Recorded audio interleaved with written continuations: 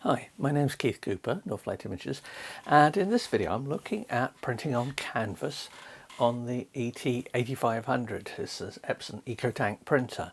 Now I've tested the ET-8550, which is the A3 plus 13-inch version of this, and I know it prints canvas, and in fact I've got a profile that I've created specifically for printing on this particular canvas that I've got here. Why might you want to print on canvas on such a small printer? Well, you might want to just frame the prints, you might want to stick them to something.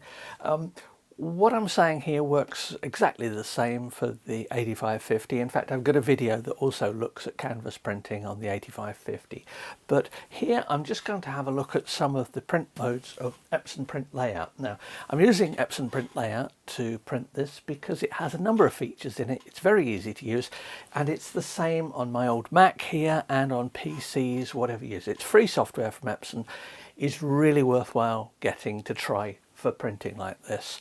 You can load images directly into it, or in this instance I've fired up Photoshop on this, an old version of Photoshop, and exported the image to Epson Print Layout. Now, I've already made one print on the canvas here. Can you get canvas this size? No, not easily. I've actually got some A3 plus sheets of canvas, and I've chopped them down to make smaller sheets that will fit this. Now, there are several ways you can cut an A3 plus sheet. That's an A3 plus sheet, which obviously won't fit through this printer. This will fit through the 8550. So if you're thinking between the two, there is quite a difference between the maximum print size you can get out of the two.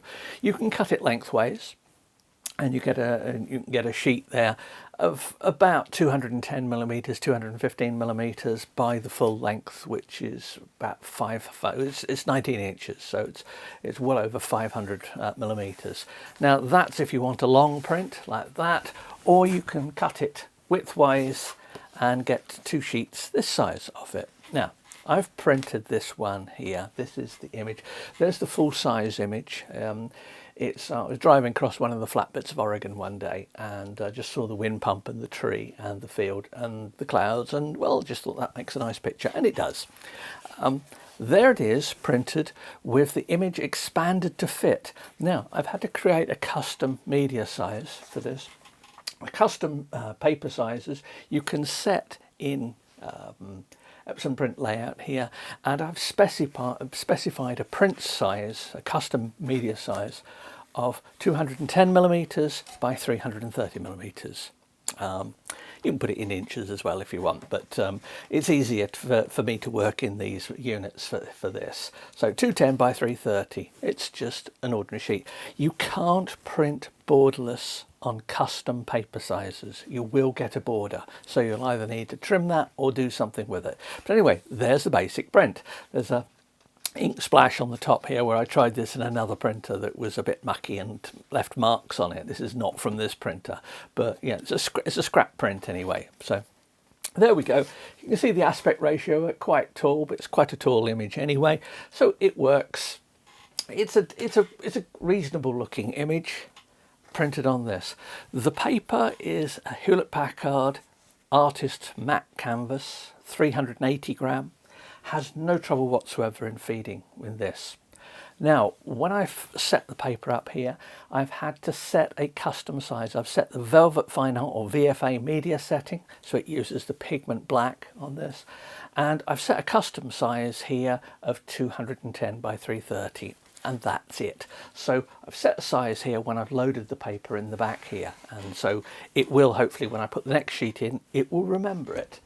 Now, what about gallery wrap? This is the bit that I'm going to show here.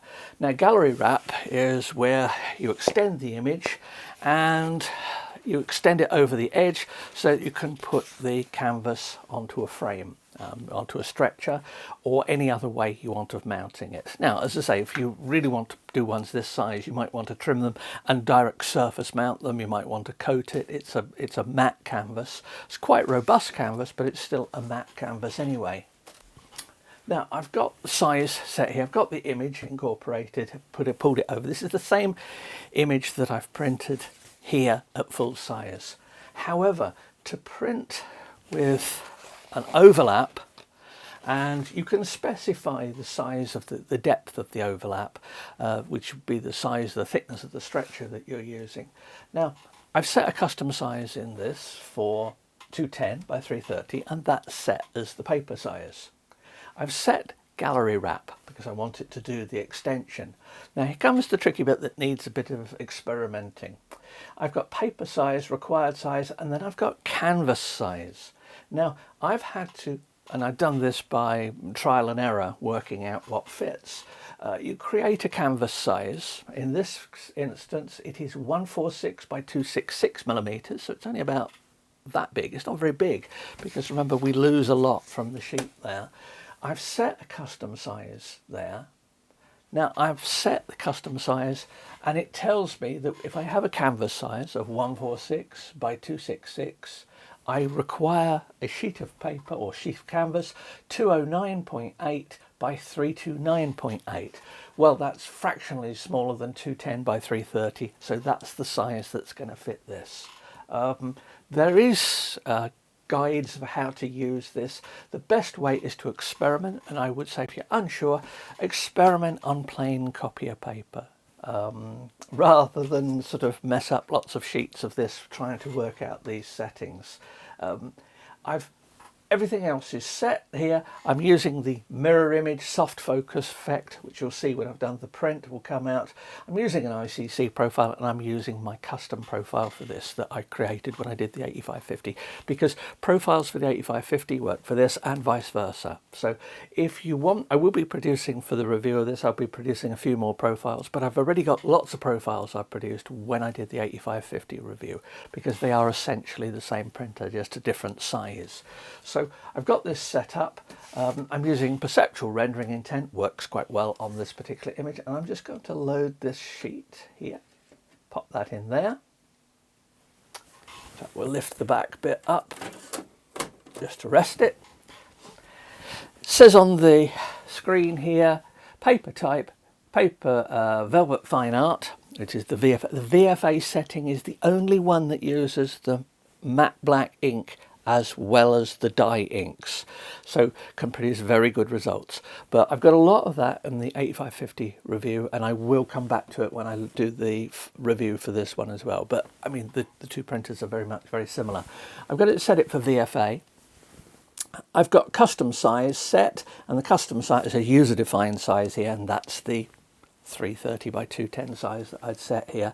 So that's okay, we're all right for that. I was right, it had remembered it from last time. So I've got everything set up here. I've got a border, the expanded border for the gallery wrap, and I say if you're unsure, just put some sheets of plain paper in the back here and experiment with the settings at draft quality. You won't use much ink anyway.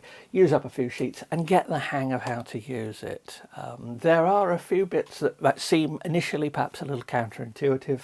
Just a bit of practice on it and you will be able to produce canvas sheets on this at exactly the scale you want. So if you've got small square stretchers and you want to put stuff over it, you can set things up for that. But anyway, we've got everything set here, so I'm just going to go print.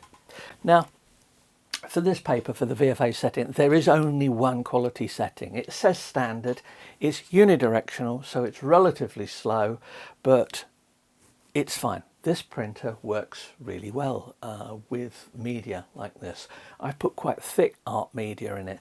It's certainly better than the Ecotank ET-8550 I looked at, which, although superficially quite similar to this, has less inks and has a much simpler paper feed mechanism and has problems with thick paper. Indeed, it wouldn't take canvas here.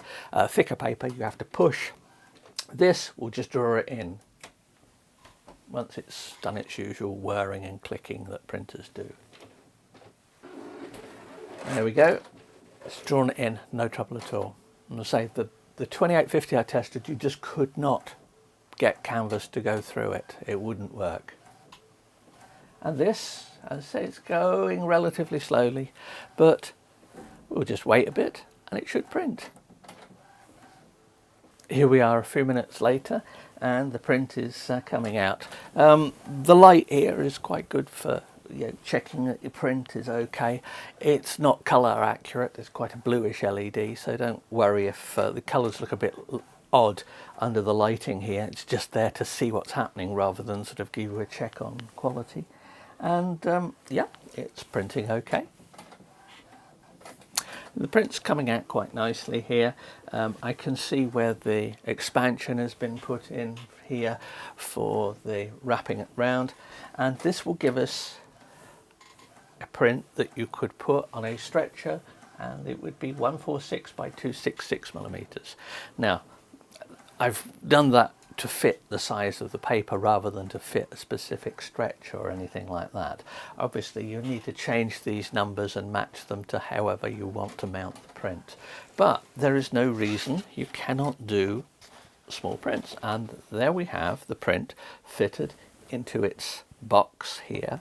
So this will be folded like that if it's put over a stretcher, and the top as well. So we've got, there is the picture set for use with a stretcher, and there it is on its own, and there's the original image. Now you will have to play around a bit with aspect ratios and things like that when you're using set bits of canvas to particular sizes. You may think that you can't really get what you want out of this. Well, that's a hint that you should perhaps be using the ET-8550, the larger version of this that prints on. So there we have it, one gallery wrap print, one ordinary canvas print of a nice day crossing Oregon. Now, I hope that's of help. I've got lots more videos and articles that will be connected with the 8550, 8500. Have a look. Please feel free to ask questions if you've got any, because it's people's questions that give me ideas for new videos, and I'm sure I've got quite a few more I can do before this one has to go back. So thanks for watching. Please do subscribe to the channel, and thank you.